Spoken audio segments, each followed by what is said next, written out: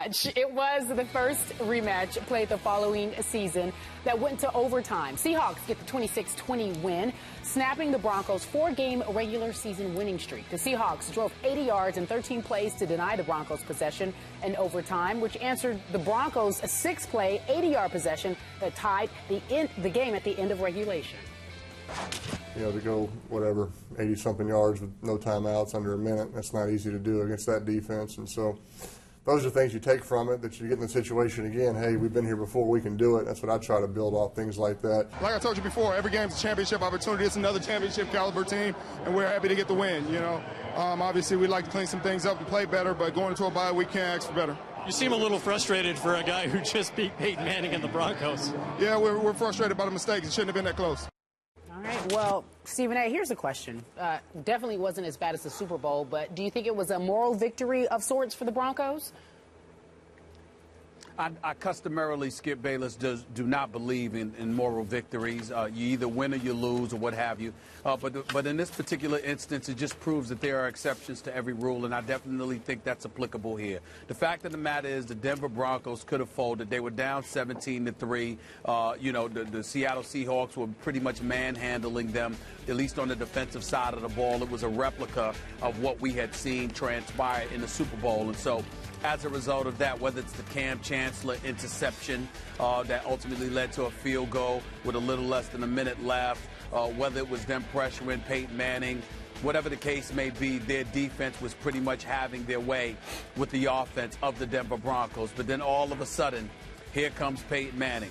You've got a turnover. Ultimately, you pull it within 17-12. They go to 20-12, and then all of a sudden, in less than a minute, you march this team down the field. You connect with Tammy for a 26-yard touchdown pass. You connect with Demaryius Thomas on a two-point conversion. You tie the game, and in large part because your defense held and was able to hold them out of the end zone and prevent Seattle from really running away with it. I've got to give credit where credit is due. I thought that when you look at, if you're looking at John Elway and you're looking at the acquisition of DeMarcus Ware, of T.J. Ward, of Aqib Talib, who had a tip that led to an interception, by the way, DeMarcus Ware, who had a sack, forcing the safety in the end zone to when they gang tackled Marshawn Lynch as well.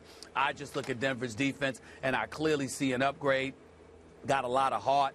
They responded to the challenge. They didn't fold. And it was the kind of game, to be quite honest with you, that we expected in the Super Bowl. So I definitely think that when you look at Elway and the Denver Broncos organization, they made the necessary upgrades. Of course, they lost the game. Of course, they were manhandled for pretty much 3.5 quarters. I'm talking about Denver's offense. And Denver's defense obviously didn't hold Seattle in overtime because they marched right downfield. But credit Russell Westbrook and his continued elevation taking place before our eyes for a lot of credit as it pertains to that.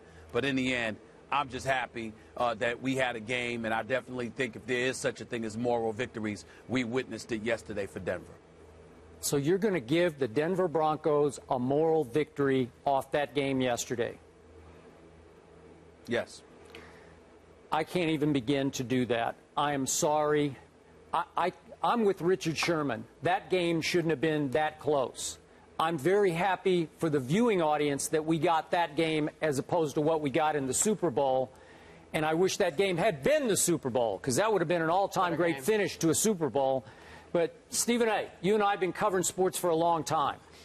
Early in my career, I used to believe in moral victories. And I've covered too many coaches who convince me they're just a loser's lament.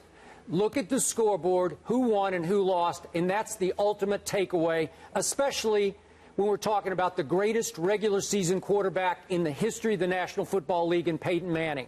I did not give my Cowboys a moral victory last year when they played Peyton to 51-48 and lost on a late Romo interception, even though Tony Romo threw for 506.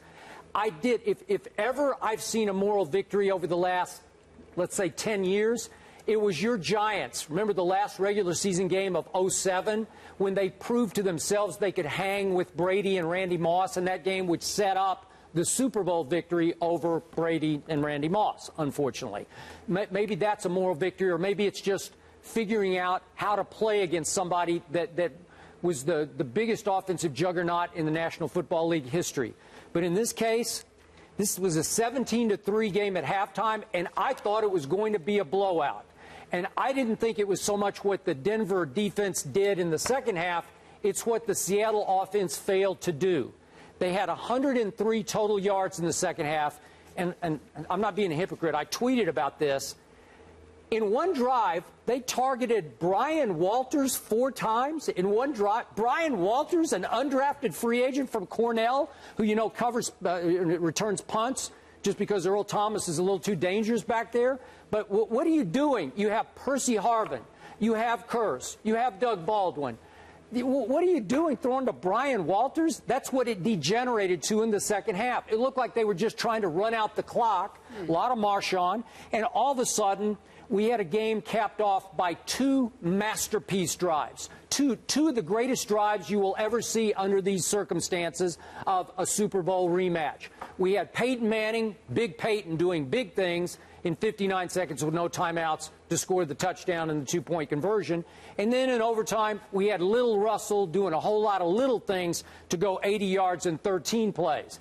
They were beautiful drives to watch for very different reasons. They went at it completely differently. But in the end, if I'm looking at strength of team, Seattle's just still way better, I think, than the Denver Broncos.